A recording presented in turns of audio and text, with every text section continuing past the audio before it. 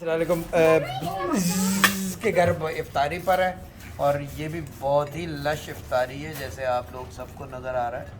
and समोसे भी गिरा दिए हैं मोहम्मद अली भाई ने but just feel the tenderness of this chicken just feel it पता नहीं इस मुर्गी ने आखिरी ज़िबा होते वक्त क्या लफ्ज़ इस्तेमाल किया होगा अल्लाह ही खैर करे कुछ अच्छा ही कहा होगा जब भी हमारे पेट में जाएगी खैर ये इफ्तारी हो गई है आज की 4th रोज़ा है 7th रोज़ा हो समथिंग एंड चटनियाँ भी हैं और there we go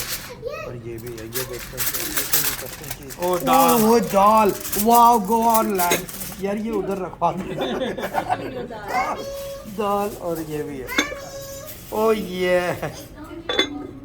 today I'm gonna have a roll let's see what happens